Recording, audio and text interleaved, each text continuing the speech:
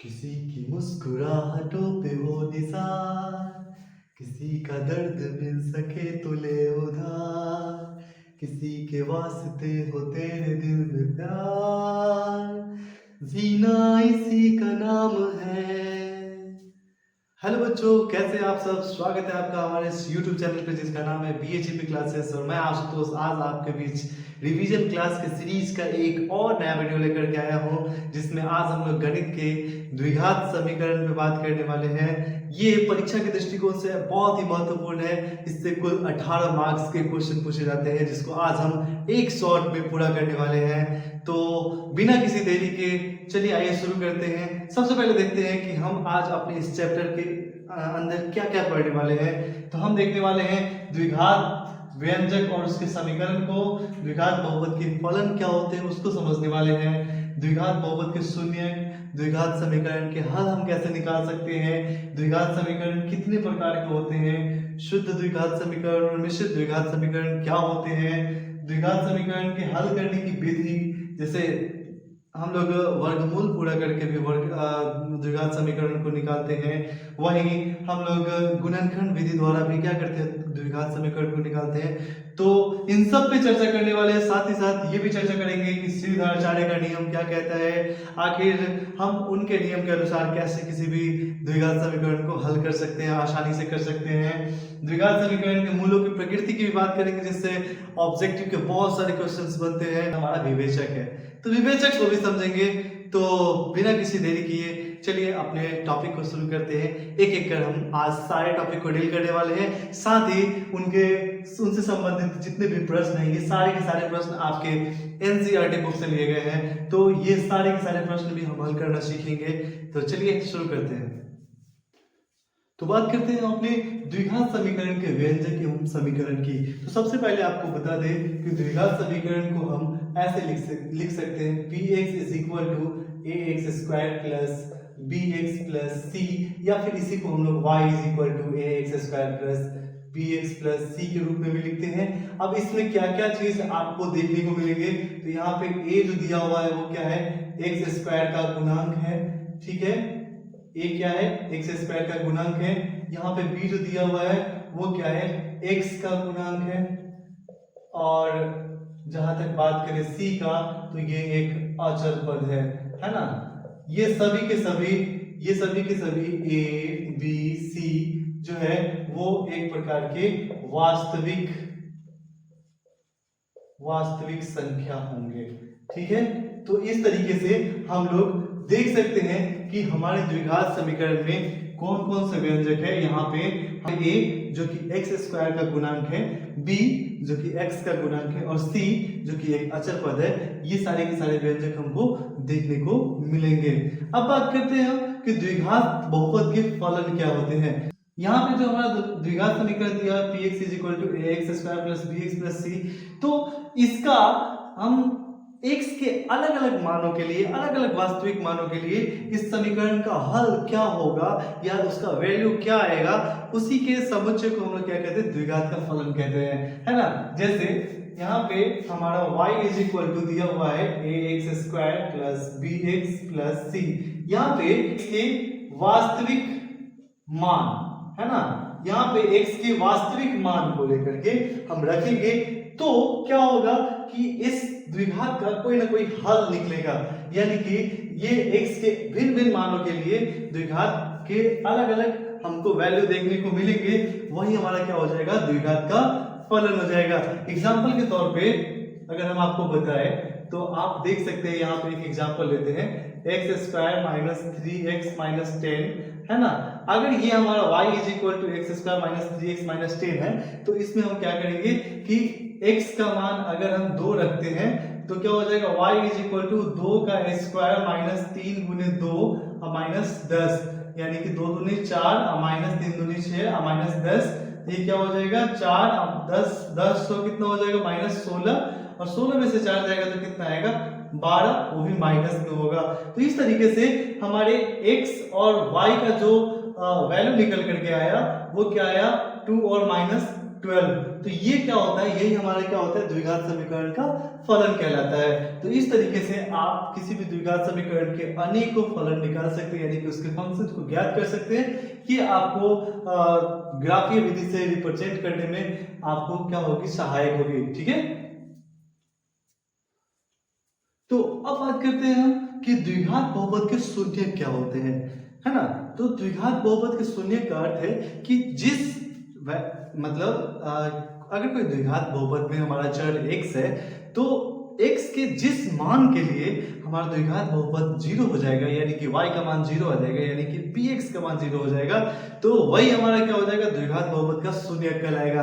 यानी कि हम कह सकते हैं ax² + bx + c जो हमारा बहुपद दिया रहेगा, द्विघात बहुपद दिया रहेगा, उसमें x के जिस मान के लिए हमारा इसका वैल्यू क्या हो जाएगा, 0 हो जाएगा, वही हमारा द्विघात बहुपद का शून्यक कहलाता है। जैसे फॉर एग्जांपल आपको हम एक क्वेश्चन बताए, यहाँ पे ये x² - 3x - 10 = 0, ये जो हमारा द्विघात बहुपद है, इसमें x के जिस मान के लिए हमारा बहुपद क्या हो जाएगा, शून्य हो जाएगा, वही हमारा द्विघात बहुपद का शून्यक कहलाएगा। ठीक है, जिस चर मान के लिए अगर हमारा इस px का मान 0 हो जाएगा, वही हमारा द्विघात बहुपद का शून्यक कहलाएगा। यानी कि x के जिस वैल्यू के लिए, जिस वास्तविक संख्या के वैल्यू के लिए इस पूरे का मान क्या हो जाएगा, 0 हो जाएगा, वो हमारा द्विघात बहुपद का शून्यक कहलाएगा। यानी कि कह सकते हैं कि शून्यक के लिए हमको px को 0 के बराबर करना होगा। और आप यहाँ पे एक एग्जांपल के तौर पे देख सकते हैं कि x² - 3x - 10 = 0। यहाँ पर भी देखिए px को, चूंकि px बराबर ही ये होता है, तो px को 0 के बराबर रखा गया है। अब हम क्या करते हैं कि इसको 0 के बराबर जैसे ही करेंगे, तो हम इसका क्या कर सकते हैं, मान निकाल सकते हैं। मान निकालने के लिए जैसे हम p क्या करते हैं, यहाँ पे p1 रख करके देखते हैं।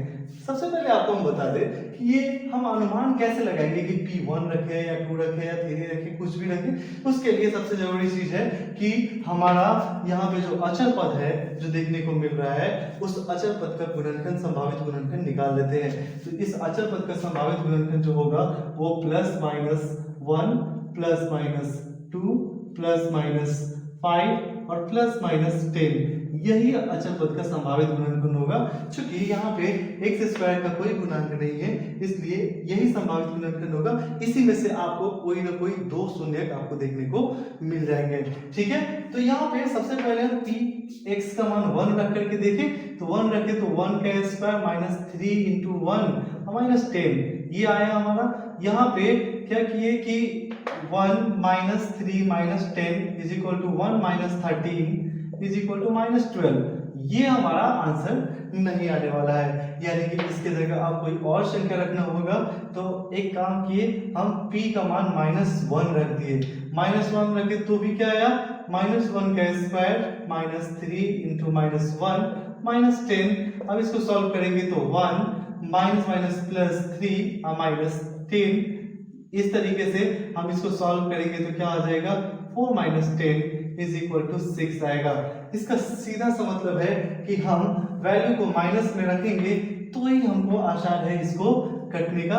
यहाँ पे -6 आएगा। ठीक है, तो अब क्या करते हैं, ये p x का मान -2 रख देते हैं, तो क्या होगा, -2 का होल स्क्वायर -3 × -2 और -10। यहाँ पे आप देखेंगे कि ये क्या हो गया, 4 हो गया, यहाँ पे माइनस माइनस प्लस होकर के 6 हो गया, और यहाँ पे -10 हो गया। और आप जोड़ेंगे यहाँ पे 6 4 कितना हो जाएगा, 10, और -10 = 0। यानी कि हमको p के -2 यानी कि x के -2 के लिए हमारा क्या हो गया, px 0 हो गया। तो हम कह सकते हैं कि x = -2 ये क्या है, इस px जो कि आपको दिया हुआ है क्या, x² - 3x - 10, इस px का x = -2 क्या होगा, एक शून्यक होगा। मतलब जिस चर मान के लिए हमारा पूरा का पूरा px यानी कि बहुपद 0 के बराबर हो जाता है, वही चर मान यानी कि वही x का वैल्यू क्या कहलाता है, हमारा उस बहुपद का शून्यक कहलाता है। तो हम उम्मीद करते हैं कि आपको शून्यक अच्छे से समझ में आ गया होगा। अब हम अपने अगले टॉपिक की तरफ बढ़ते हैं, और हमारा अगला टॉपिक है द्विघात समीकरण के मूल।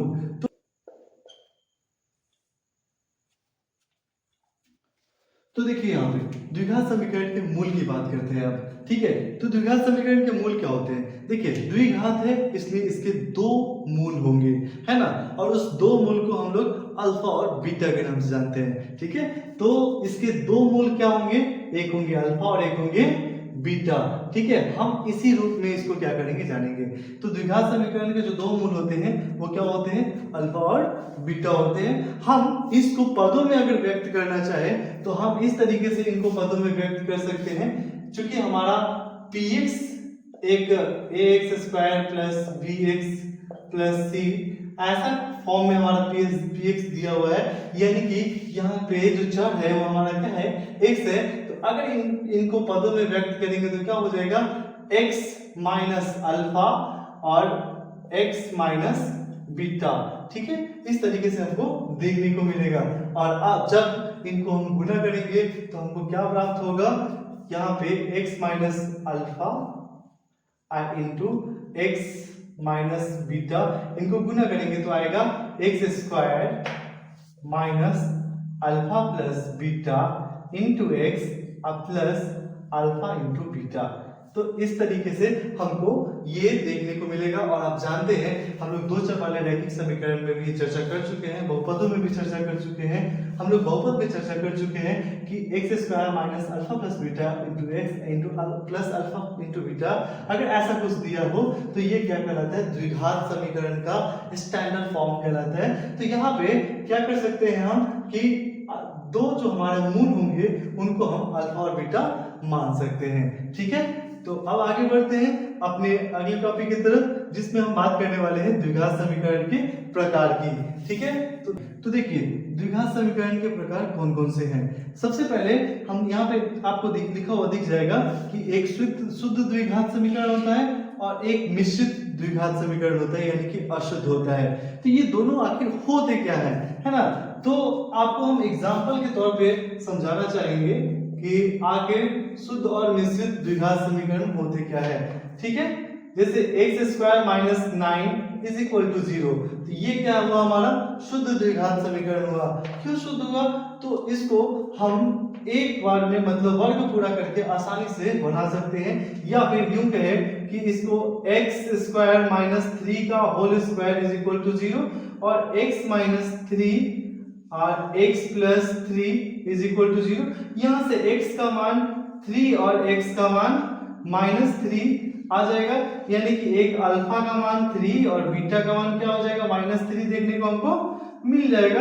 ये आसानी से हम इस तरीके से हम क्या कर सकते हैं? लिख सकते हैं। मतलब यहाँ पे देख सकते हैं आप कि वर्ग पूरा करके आसानी से बनाया जा सकता है। इसमें बीच के जो x का गुणांक है, x का ये जो bx है, bx नहीं दिया हुआ रहेगा।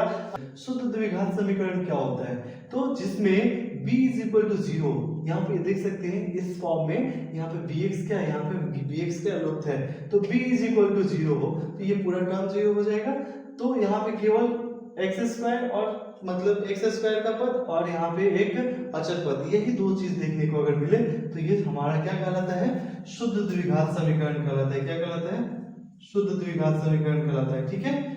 आप यहाँ पे वैल्यू भी देख सकते हैं कैसे निकाला गया है, इसको हम स्क्वायर के फॉर्म में तोड़ करके भी निकाल सकते हैं, ठीक है। तो ये हमारा शुद्ध द्विघात समीकरण कहलाएगा। बात करें इसकी, तो जहां पे b नॉट इक्वल टू 0 हो, है ना, b नॉट इक्वल टू 0 हो तो वो क्या कहलाएगा? अशुद्ध द्विघात समीकरण कहलाएगा। आप इसको भी आसानी से हल कर सकते हैं, है ना। आप इसको हल करने के लिए क्या करेंगे? X square minus x plus 1 is equal to 0 ऐसे कर लेंगे।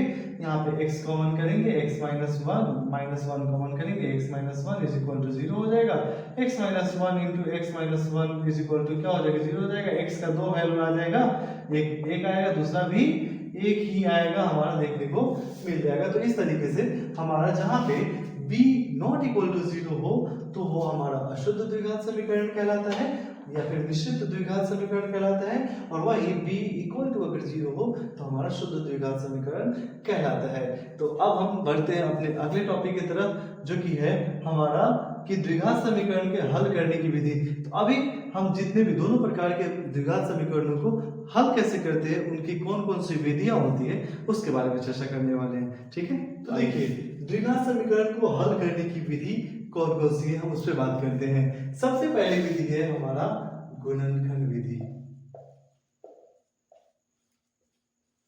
जिसका उपयोग हम पहले भी कर चुके हैं।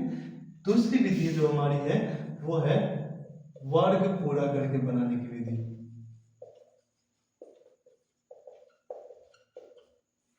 ठीक है, तो हम दोनों विधि से एक ही समीकरण को कैसे हल करके बनाएंगे उसके बारे में हम लोग चर्चा करेंगे। तो आइए अब हम देखते हैं कि द्विघात समीकरण को हल कैसे करते हैं। ठीक है, तो सबसे पहले गुणनखंड विधि से हम हल को देखेंगे।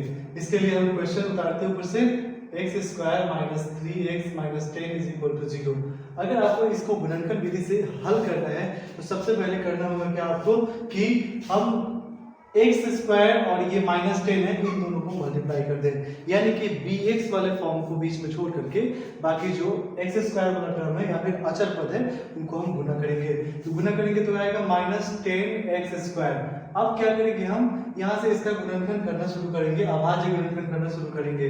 तो क्या होगा, 2 से करेंगे तो माइनस 5x स्क्वायर, 5 से करेंगे तो माइनस x स्क्वायर, x से करेंगे तो माइनस x। तो इस तरीके से हमारे पास क्या निकल करके आता है कि 2, 5, x और माइनस x इस तरीके से हमारा टूट जाता है। आप ध्यान देंगे यहाँ पे माइनस 3x है, माइनस 3 के लिए हमको x माइनस वाले x को कितना से 5 से मल्टीप्लाई करना होगा और इसको 2 से मल्टीप्लाई करना होगा। तो माइनस 5x में से 2x जाएगा तो कितना बच जाएगा, माइनस 3x बच जाएगा। इस प्रकार से हम आसानी से इसको क्या कर सकते हैं, तोड़ सकते हैं। तो x square minus 5x plus 2x minus 10 is equal to 0 हम लिख सकते हैं। इस तरीके से देख सकते हैं, जोड़ने या घटाने पे बीच वाला टर्म आना चाहिए और गुना करने पे इन दोनों का जो गुणनखंड आया था ये टर्म आना चाहिए, तो हमारा क्या हो जाएगा, गुणनखंड हो जाएगा। अब हम इसमें से कुछ कॉमन लेने का है, तो x कॉमन लेते हैं तो x माइनस 5 प्लस 2 कॉमन लेते हैं तो x minus 5 is equal to 0। अब यहाँ से दोनों में x माइनस 5 दिख रहा है तो x माइनस 5 कॉमन कर लिए तो x plus 2 is equal to क्या हो जाएगा, 0। तो यहाँ से x माइनस 5 को एक बार 0 के बराबर कर लेंगे और x प्लस 2 को हम एक बार 0 के बराबर कर लेंगे। तो x का मान क्या हो जाएगा, यहाँ पे हमारा 5 आ जाएगा और यहाँ पे x का मान क्या आ जाएगा, माइनस 2 आ जाएगा। इस तरीके से आप देख सकते हैं कि x और y का मान, x का दो मान हमारा जो है, दो मूल जो है हमारा निकल करके सामने आ जाता है गुणनखंड विधि से। ये बहुत ही आसान होता है, बस अगर आप यहाँ पे दोनों को गुना करके और इसका गुणनखंड सही से तोड़ना आ गया तो आपके लिए ये काम बहुत ही आसान हो जाएगा। अब बात करते हैं वर्ग पूरा करके बनाने की विधि। तो आप कहेंगे कि नहीं नहीं नहीं आप पहले वर्ग पूरा करके बना कर बताइए, तो ठीक है हम वर्ग पूरा करके बनाते हैं। इसी प्रश्न को वर्ग पूरा करके हम बनाते हैं इधर। तो चलिए यहाँ पे x square minus 3x minus 10 is equal to 0, यही क्वेश्चन है जिसको हम लोग वर्ग पूरा करके भी बना करके देखेंगे क्या आता है कि नहीं। यहाँ पे सबसे पहले वर्ग पूरा करने में आपको करना क्या होगा कि यदि x के साथ कुछ गुना में है, यानी कि x स्क्वायर का कोई गुणांक है तो उससे पहले भाग लगाना होगा। क्योंकि यहाँ पे नहीं है इसलिए हम भाग नहीं लगाएंगे, लेकिन अगर आपको कभी दिख जाए तो क्या करेंगे आप, x स्क्वायर के गुणांक से पहले भाग लगाएंगे। तो यहाँ पे क्या हो जाएगा, यहाँ पे भाग लगाना है नहीं, तो आप क्या करना है, जो अचर पद है उसको दूसरी तरफ भेज दीजिए। तो क्या हो जाएगा, x square minus 3x is equal to 10 हो जाएगा। अब जब इस तरीके से आपका इक्वेशन बन करके आ जाएगा तब आप यहाँ पे क्या करेंगे कि इसको जो 3x है इसको 2ab के फॉर्म में तोड़ेंगे और 2ab के लिए हमको 2 से मल्टीप्लाई और 2 से डिवाइड भी करना पड़ेगा। तो इसके लिए हम क्या करेंगे, तो x square minus 2 into 3 into x अब बाई 2 कर दिए। देखिए 2 से मल्टीप्लाई भी किए, डिवाइड भी किए, दोनों को काटेंगे, ये आसानी से क्या हो जाएगा, कट जाएगा और हमारा 3x बच जाएगा। ठीक है, तो कोई दिक्कत नहीं, यहाँ पे इज इक्वल टू 10 हो जाएगा। अब बात करते हैं कि इसको तो हमने ऐसे कर लिया, लेकिन यहाँ पे a स्क्वायर माइनस 2ab, यहाँ b स्क्वायर तो है ही नहीं, तो b स्क्वायर हमारा b क्या दिखाई दे रहा है कि 3/2 जो है एक b की तरह दिखाई दे रहा है। तो हम क्या करते हैं, इसको ले करके हम गुना कर लेते हैं, मतलब दोनों का स्क्वायर जो है उस दोनों को ऐड कर लेते हैं। तो 3/2 का स्क्वायर दोनों ओर जोड़ने पर, है ना, अगर आप जोड़ देंगे तो क्या होगा यहाँ पे, तो x square minus 2 into 3/2 into x plus 3/2 का whole square is equal to 10 plus 3/2 का होल स्क्वायर, इस तरीके से आपको देखने को मिलेगा। अब इसको आप क्या कर सकते हैं, a माइनस बी का जो होल स्क्वायर होता है a square minus 2ab square, उसके हिसाब से ये x माइनस 3/2 का ये होल स्क्वायर आपको देखने को यहाँ मिल जाएगा। और उधर आप सॉल्व करेंगे तो क्या होगा, 10 प्लस 9/4 हो जाएगा। इसको सॉल्व करेंगे नीचे में 4 आएगा, 10 चौके 40 आप प्लस 9, इस तरीके से x माइनस 3/2 बराबर क्या हो जाएगा, देखिए इधर का स्क्वायर उधर जाएगा तो रूट चलेगा, रूट चलता है तो प्लस माइनस के साथ चलता है, root under plus minus root under क्या हो जाएगा, 40 और 9 49 बटे कितना हो जाएगा, 4 हो जाएगा। और ये बाहर निकलेगा तो क्या होगा, प्लस माइनस 7/2 हमको देखने को मिल जाएगा। तो ये कितना बराबर क्या आया, 7/2 प्लस माइनस में। अब यहाँ से x का बात करें तो x का बात हो जाएगा तो 3/2 प्लस माइनस 7/2 ये हमको देखने को मिलेगा यहीं से, इसलिए x का मान एक बार प्लस का साथ वाला होगा, एक माइनस वाला होगा। तो यहाँ से x का मान क्या हो जाएगा, 3/2 प्लस 7/2, और दूसरा x का मान क्या हो जाएगा, 3/2 माइनस 7/2। अब इन दोनों को सॉल्व करेंगे, नीचे में 2 ही रहेगा, 7 प्लस 3 मतलब यहाँ पे 3 प्लस 7, और यहाँ पे भी क्या होगा, नीचे 2 ही रहेगा, 3 माइनस 7 होगा, और इसको सॉल्व करेंगे तो 7 3 10/2 होगा तो कितना हो जाएगा, 5 आ जाएगा। और इस दोनों को सॉल्व करेंगे तो माइनस 4/2 कितना होगा, -2 आ जाएगा। तो इस तरीके से आपका वही आंसर आया जो कि आपका आंसर यहाँ देखने को मिला था। ठीक है, तो आप क्या कर सकते हैं, एक मतलब एक ही प्रश्न को वर्ग पूरा करके या फिर गुणनखंड विधि से किसी भी विधि से क्या कर सकते हैं, सॉल्व कर सकते हैं, वो आसानी से सॉल्व हो जाएगा। आप इस विधि का भी इस्तेमाल कर सकते हैं, आप इसके हिसाब से भी चल सकते हैं। और भी आगे अन्य विधि भी बात करेंगे हम लोग, उसके बारे में भी चर्चा करेंगे, आप उसके हिसाब से भी आगे बढ़ सकते हैं। तो आइए अब बात करते हैं अपने 2 और भी क्वेश्चन जो हमारे थे उसके ऊपर। तो यहाँ पे आप देख सकते हैं, हमने आपको बताया कि पहले और आखिरी टर्म को क्या करिए, मल्टीप्लाई कर दीजिए, और उसके बाद जो गुणनखंड उसका आएगा उसको फिर आप अभाज्य गुणनखंड कर लीजिएगा। इन दोनों को गुना करेंगे तो क्या आएगा, √2 में √2 से गुना होगा तो 2 होगा, और 5 2 कितना हो जाएगा, 10x², यानी कि 10x² का हम गुणनखंड करेंगे 2 से 5x², यहाँ से 5 से करेंगे सीधे x², और यहाँ से x से करेंगे तो x आएगा। अब आप देख सकते हैं कि बीच में 7 है, इन दोनों 5 और 2 को जोड़ने पर 7 आता है, तो हम सीधे इसको लिख लेते हैं। तो √2x² plus 2x plus 5x plus 5√2 is equal to 0। ऐसे लिखने में कोई परहेज नहीं है। तो अब हम क्या करेंगे, इसमें से हम कॉमन लेना शुरू करेंगे। आप ध्यान देना चाहिए कि यहाँ पे 2 का मतलब होता है √2 गुने √2, यानी कि एक 2 में 2 √2 छिपा हुआ होता है।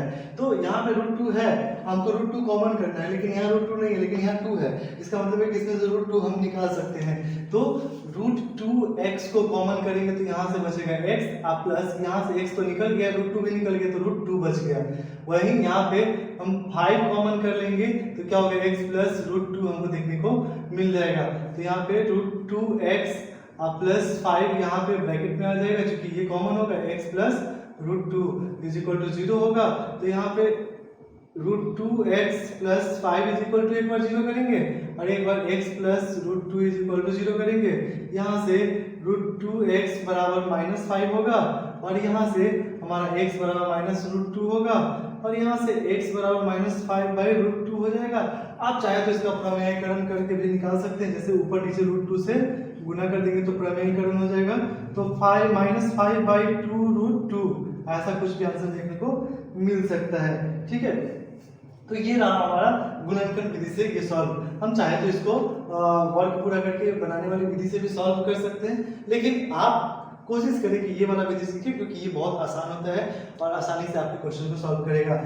यहाँ पे हम वर्ग पूरा करके बनाने की विधि पे बात करते हैं। तो यहाँ वर्ग पूरा करके बनाने के लिए हम क्या करेंगे, सबसे पहले आपको हम क्या बताए थे कि जितना आपको दिया हुआ है, इसके गुणांक जितने दिए हुए हैं, उस गुणांक को क्या करें, सबसे पहले डिवाइड कर दें। यानी कि आप क्या करेंगे, 100 से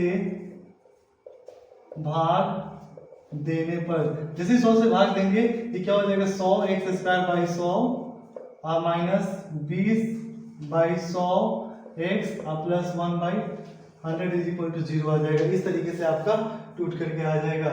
आप इससे क्या करेंगे, इससे इसको काट लेंगे, और अब आपके पास क्या बचेगा, एक्स स्क्वायर माइनस ये 20 से काटेंगे इसको तो 20 बचे 100 होता है, यानी कि x/5 plus 1/100 is equal to 0 होगा।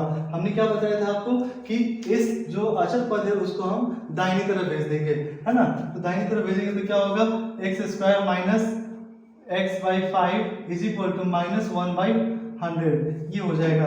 अब क्या करना है यहाँ पे, हम बोले थे कि 2 से मल्टीप्लाई करना है और 2 से डिवाइड भी करना है। तो 2 से मल्टीप्लाई और डिवाइड करेंगे तो क्या होगा, x square minus 2 into X into 5/2, sorry यहाँ पे 5/2 ना हो करके 1/5 इंटू 2 होगा। अब देखेंगे आप यहाँ पे 2 से 2 कट जाएगा, x/5 क्या हो जाएगा, बच जाएगा।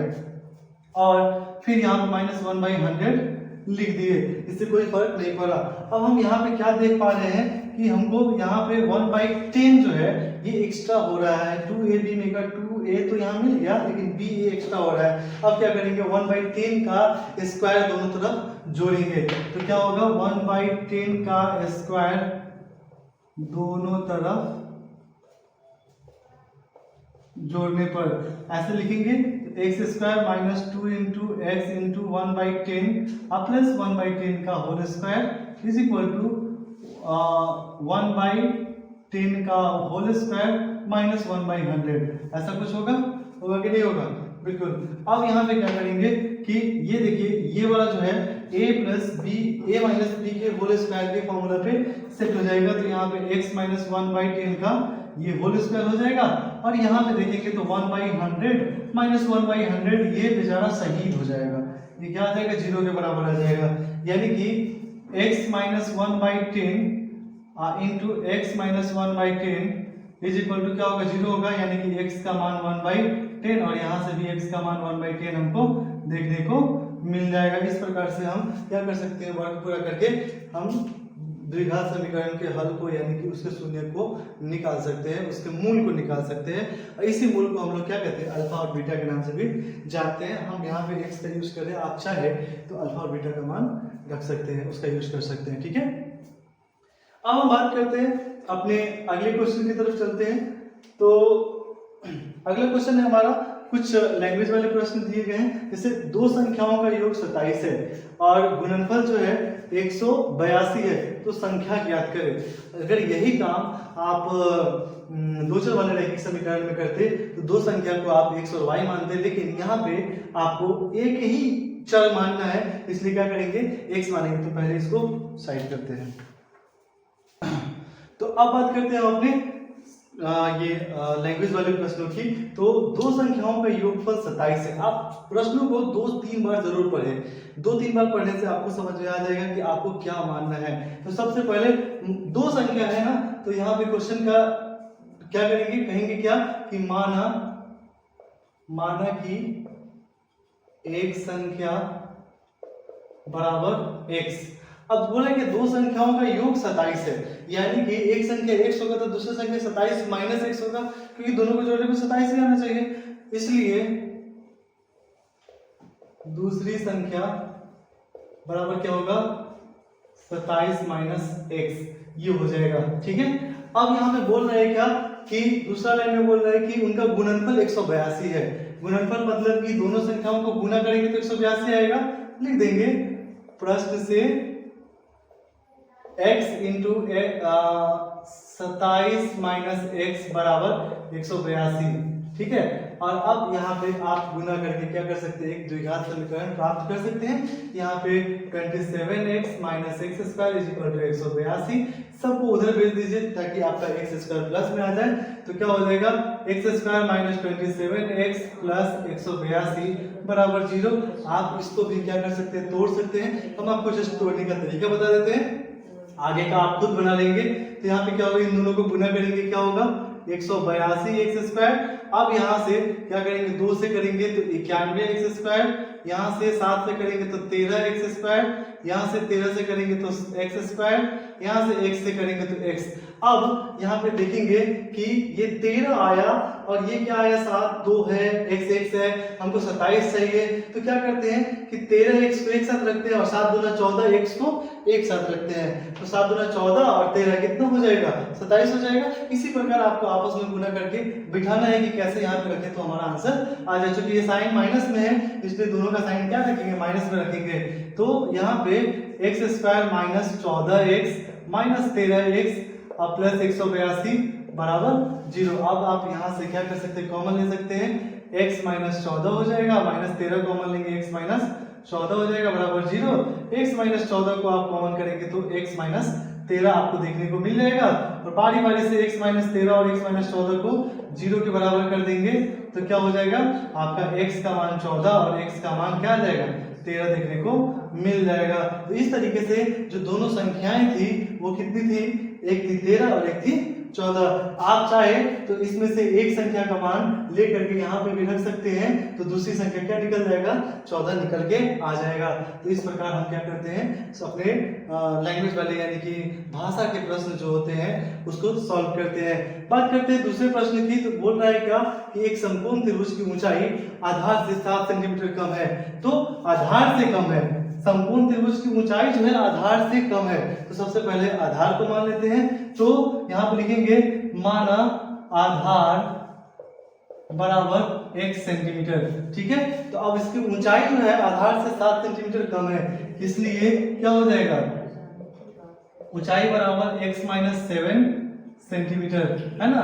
और हम जानते हैं कि कोई अगर समकोण त्रिभुज है और यहाँ पे कर्ण भी दिया हुआ है, क्या दिया हुआ है, कर्ण कितना दिया हुआ है, कर्ण दिया हुआ है 13 सेंटीमीटर। हम जानते हैं कि जब किसी समकोण त्रिभुज में आधार, ऊंचाई और कर्ण तीनों हमको पता हो तो क्या होता है, आधार का स्क्वायर जो ऊंचाई का स्क्वायर क्या होता है, कर्ण के स्क्वायर के बराबर होता है। इसलिए क्या करेंगे, एक्स स्क्वायर प्लस यहाँ लिख देंगे पाइथागोरस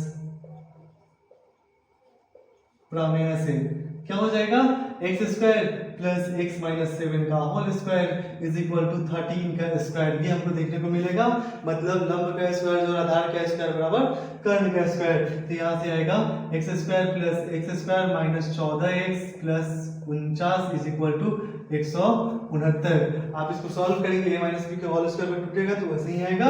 अब इन दोनों को जोड़ेंगे 2x स्क्वायर माइनस 14x और ये 49 को उधर लेकर के घटा देंगे तो कितना आ जाएगा, या फिर 169 को इधर ले आएंगे तो क्या हो जाएगा, 49 प्लस में 49 माइनस 169 बराबर 0। तो यहाँ से आ जाएगा 2x स्क्वायर माइनस 14x और माइनस में 120 बराबर 0। इसमें सब में 2 कॉमन दिखाई दे रहा है, आप चाहे तो 2 यहाँ से कॉमन लेकर के हटा भी सकते हैं। तो क्या करेंगे, 2 से भाग देने पर क्या हो जाएगा, x square minus 7x minus 60 is equal to 0, क्योंकि 0 में 2 से भाग देंगे तो क्या आएगा, 0 ही आएगा। अब यहाँ से इसको हम सॉल्व करेंगे। तो सॉल्व करने के लिए हम क्या करेंगे, पहले हम क्या बताए आपको, लास्ट वाले और फर्स्ट वाले को गुना करना है, लेकिन लास्ट वाले में माइनस लगा हुआ है तो माइनस 60 एक्स स्क्वायर यहाँ पे हो जाएगा। 2 से करेंगे माइनस 30 एक्स स्क्वायर होगा, 2 से करेंगे माइनस 15 एक्स स्क्वायर होगा, 3 से करेंगे माइनस 5 एक्स स्क्वायर होगा और 5 से करेंगे तो क्या होगा, माइनस एक्स स्क्वायर और माइनस ये एक्स से करेंगे तो माइनस एक्स। इस तरीके से हम गुणनखंड कर सकते हैं। यहाँ पे देखेंगे आप कि 3 यहाँ पे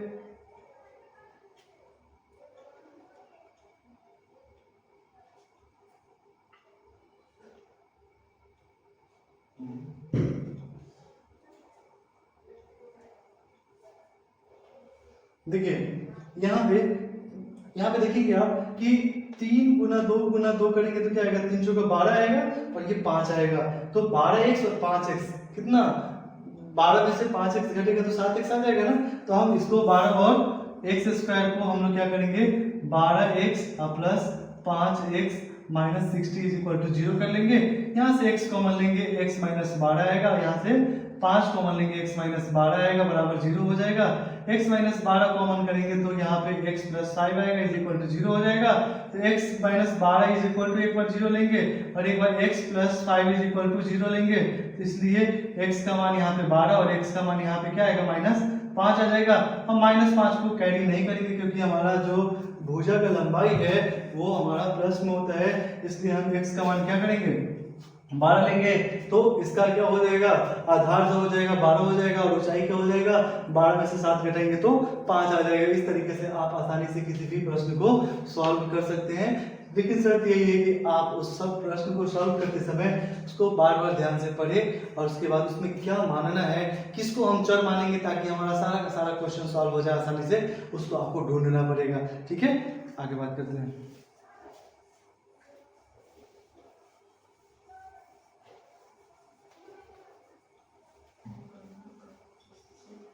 पता है आपको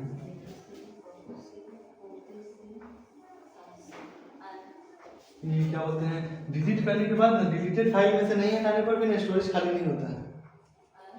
डिलीट करने के बाद जो 30 दिन तक ये डिलीटेड फाइल रहता है उसमें से भी नहीं हटाने पर स्टोरेज खाली नहीं होता है। डिलीटेड फाइल को क्लियर करना पड़ता है तब स्टोरेज खाली होता है।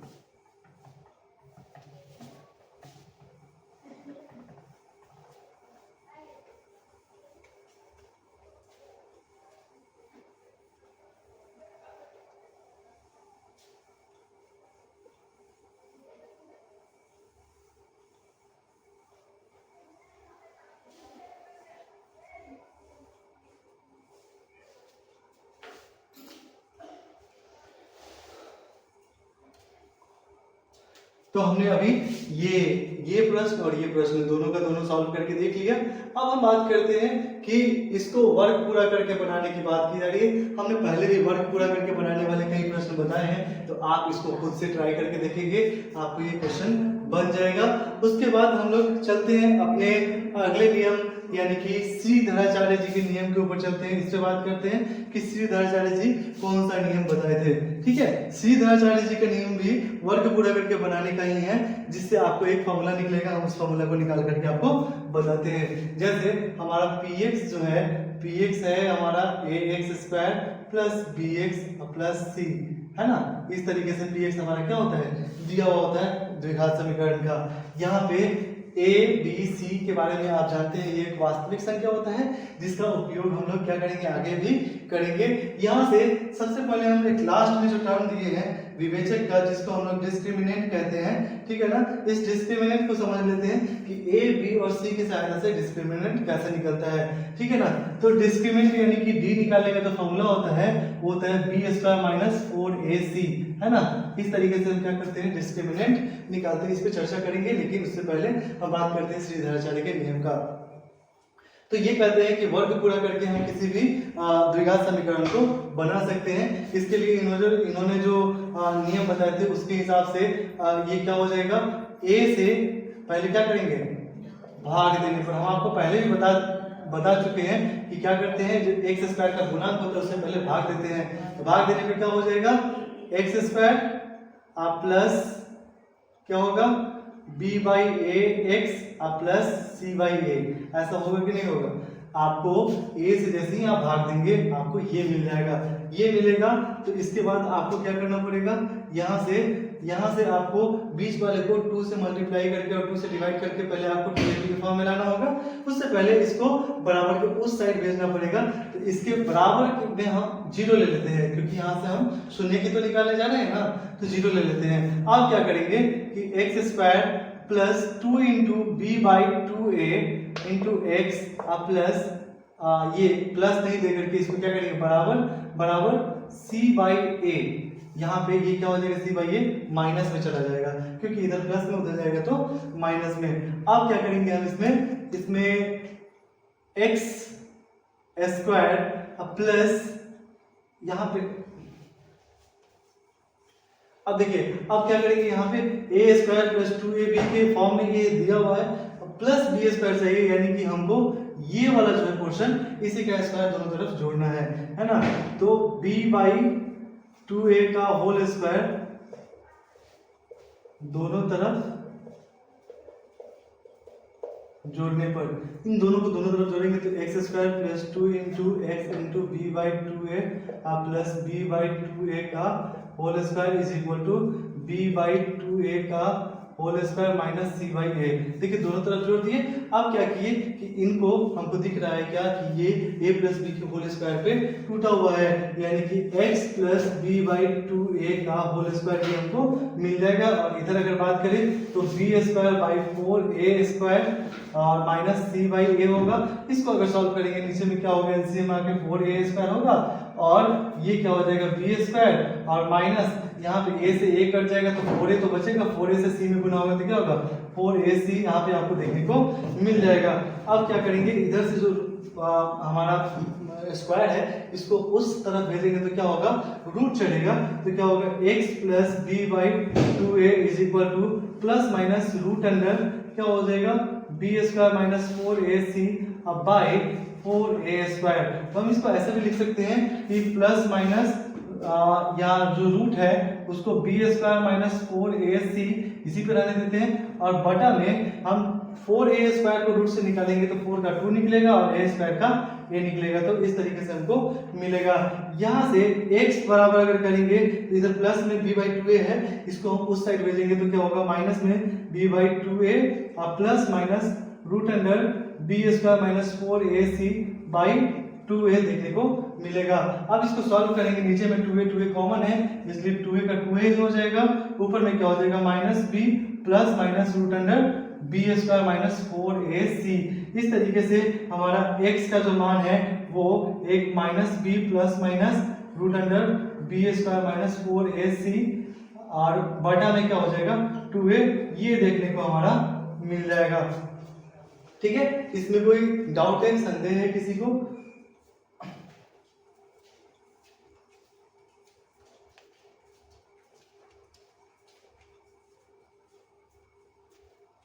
चलिए, तो अब यही जो कहलाता है हमारा, यही अल्फा बीटा का वैल्यू कहलाता है, जिसको हम लोग क्या लिखते हैं, इसको एक बार प्लस में एक बार माइनस में लिखेंगे तो minus B plus root under B square minus 4ac by 2a और एक क्या होगा minus B minus root under B square minus 4ac by 2a।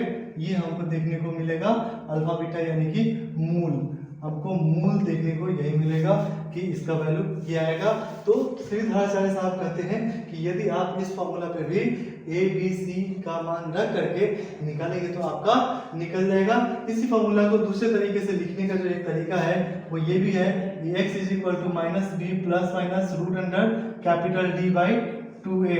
ऐसा भी आपको देखने को मिल सकता है जहाँ d बराबर क्या है b स्क्वायर माइनस 4ac दिया हुआ है, तो आप इसका भी उपयोग कर सकते हैं। अब बात करते हैं कि विवेचक क्या होता है, विविक्तर क्या होता है। तो देखिए विवेचक और विविक्तर जो होता है दोनों एक ही होता है, दोनों क्या है डी है। डी का मतलब है डिस्क्रिमिनेंट, मतलब इसका डिस्क्रिमिनेंट क्या होगा, यदि डिस्क्रिमिनेंट बड़ा होगा छोटा होगा कैसा होगा उसके ऊपर कैसे निर्भर करते हैं, हम उसके बारे में चर्चा करते हैं। अपने अगले कॉन्सेप्ट की तरफ बढ़ते हैं। अब हमारा अगला टॉपिक है द्विघात समीकरण के मूलों की प्रकृति। मूलों की प्रकृति पूर्ण रूप से विवेचक पे डिपेंड करती है ना, कि मूल हमारा कैसा होगा। तो आपके लिए हम एक टेबल तैयार करते हैं फिर आपको समझाते हैं कि कैसे होता है।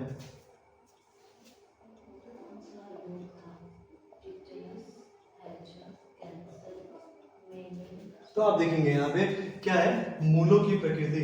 मूलों की प्रकृति में यदि बी स्क्वायर माइनस 4ac का मान अगर 0 से बड़ा होगा तो क्या हो जाएगा आपका मूल जो होगा minus B plus minus root under B का माइनस 4ac बाई 2a पर हमारा मूल निकाला जाएगा। और ये मूल वास्तविक प्रकृति का होगा, मतलब इसका मूल ज्ञात किया जा सकता है। और ये असमान होगा, यानी कि दो यहाँ पे एक देखिए एक प्लस के साथ आएगा एक माइनस के साथ, ये इसलिए ये दो वैल्यू को देगा। अगर बात करें बी का माइनस 4ac अगर 0 से छोटा है इसका मतलब है माइनस में है, और माइनस में है इसका मतलब है कि माइनस से रूट में से कोई भी वैल्यू नहीं निकलता है, तो ये एक अवास्तविक मान हो जाएगा, है ना। तो इसके मूलों की प्रकृति भी अवास्तविक हो जाएगी। अगर बी स्क्वायर माइनस 4ac 0 के बराबर हो जाएगा तो आप ध्यान देंगे कि ये जब 0 के बराबर हो जाएगा तो मूल जो है दोनों का दोनों माइनस बी बाई 2a के रूप में यहाँ पे a होना चाहिए, ठीक है। तो माइनस बी बाई 2a के रूप में ही आपको देखने को मिलेगा। तो यहाँ पे -b/2 है, -b/2 है, ये वास्तविक होगा और देखिए दोनों के दोनों एक समान है तो इसलिए ये समान होगा। तो इसका उपयोग आपको वैकल्पिक प्रश्न जो यानी कि ऑब्जेक्टिव प्रश्न आपसे पूछे जाते हैं उसमें क्वेश्चन पूछने के लिए किया जा सकता है। ठीक है, इसी पर एक प्रश्न मैंने आपके लिए रखा है कि यहाँ पे बता रहा है क्या क्वेश्चन में कि k के किन मानों के लिए 2x² + kx + 3 = 0 का मान एक बराबर मूल जिसके मूल बराबर होंगे, है ना। तो मूल बराबर के लिए हमने आपको क्या कहा, मूल बराबर यहाँ पे होंगे यानी कि p² - 4ac बराबर क्या होगा 0 होगा, तभी मूल बराबर होगा। यानी कि मूल बराबर कब होगा, बराबर तब होगा जब b² - 4ac बराबर 0 होगा। और यहाँ पे क्या दिया हुआ है, यहाँ पे a बराबर कितना दिया हुआ है 2, b बराबर कितना दिया हुआ है k और c बराबर कितना दिया हुआ है 3। तो आप यहाँ पे इसका वैल्यू रख सकते हैं। तो क्या हो जाएगा k, यहाँ पे k² - 4 × 2 × 3 = 0 यानी कि k² - 4 × 12 × 24 बराबर 0। यहाँ तो k² बराबर 24, इसलिए k का मान क्या हो जाएगा √24 बराबर क्या हो जाएगा हमारा, यहाँ पे आ जाएगा 2√6। ये जो होगा हमारा k का वैल्यू हो जाएगा 2√6। तो इस तरीके से हम क्या कर सकते हैं, मूल का प्रकृति के हिसाब से क्या कर सकते हैं, उसका वैल्यू निकाल सकते हैं। कभी k पूछ देगा, कभी कुछ और पूछ देगा, तो आप उससे घबराए नहीं, आसानी से ये आपका निकल सकता है। एक अंतिम प्रश्न जो यहाँ पे हमने आपके लिए रखा है वो ये है कि किसी संख्या तथा उसके व्युत्क्रम का योग 10/3 है तो संख्या बताए। तो सबसे पहले इसमें क्या करेंगे कि माना संख्या बराबर x, इसलिए इसका जो होगा व्युत्क्रम जो होगा वो क्या हो जाएगा 1/x हो जाएगा। ठीक है, अब क्या कर रहे हैं कि इन दोनों का योग जो है 10/3 है, यानी कि प्रश्न से अगर बात करें तो ये कह रहा है कि x + 1/x जो है ना वो 10/3 के बराबर है। तो आपको संख्या निकाल करके बताना है। तो संख्या आपने क्या माना है x। अब यहाँ सॉल्व करेंगे, क्या हो जाएगा x नीचे होगा, x² + 1 आएगा, इसको 10/3 करेंगे, क्रॉस गुना करेंगे, क्या हो जाएगा 3x² + 3 = 10x होगा। अब ये 10x को इधर करेंगे तो 3x² -10x + 3 = क्या होगा 0 हो जाएगा। अब आप क्या करेंगे कि इसका गुणनखंड तोड़ेंगे, ये दोनों को क्या करेंगे मल्टीप्लाई करेंगे, तो क्या होगा 3 दिया 9x² होगा। और जानते हैं कि 10 को 9 और 1 में तोड़ेंगे तो काम हो जाएगा। तो यहाँ से 3x² - 9x - x + 3 = क्या हो जाएगा 0 हो जाएगा। तो अब क्या करेंगे, इसमें से 3x कॉमन करेंगे, तो 3x कॉमन करने के बाद यहाँ पे x - 3 बचेगा, यहाँ पे कुछ नहीं तो -1 कॉमन कर लेंगे तो x - 3 बचेगा = 0 हो जाएगा। x - 3 कॉमन करेंगे तो क्या हो जाएगा 3x - 1 बराबर 0 हो जाएगा। तो यहाँ से x - 3 बराबर एक बार 0 और दूसरा 3x - 1 बराबर एक बार 0 लेंगे तो x बराबर क्या आएगा 3 आएगा और x बराबर यहाँ पे क्या आ जाएगा माइनस उधर जाकर के प्लस में 1 होगा, अब बटा यहाँ पे गुना में इसलिए 3 नीचे भाग में जाएगा। तो इस तरीके से आप क्या कर सकते हैं, किसी भी द्विघात समीकरण का, चाहे वो लैंग्वेज वाला हो चाहे कुछ भी हो, आप उसका मूल आसानी से निकाल सकते हैं। आप उसके बारे में आसानी से कोई भी तरीका अपना करके, चाहे वो सीधाचार्य का नियम हो या फिर वर्ग पूरा करके बनाने का नियम हो या फिर आपको ये क्या बोलते हैं गुणनखंड विधि से उसको बनाने का बात हो, आप उसको आसानी से कर पाएंगे। तो आशा करते हैं कि आपको हमारा ये पूरा का पूरा क्लास अच्छा लगा होगा, समझ में आया होगा और आपके लिए बहुत ही लाभदायक होगा। और आप उम्मीद करते हैं कि आप इस चैप्टर से आने वाले पूरे 18 के 18 मार्क्स लेकर के आएंगे अपने एग्जाम में। तो इसी सब बातों के साथ आज मैं अपना क्लास यहीं पे एंड करता हूँ। अगर आपको बेहतर लगा हो सब कुछ तो प्लीज़ हमारे वीडियो को लाइक शेयर और सब्सक्राइब जरूर करें। Thank you so much. जय हिंद।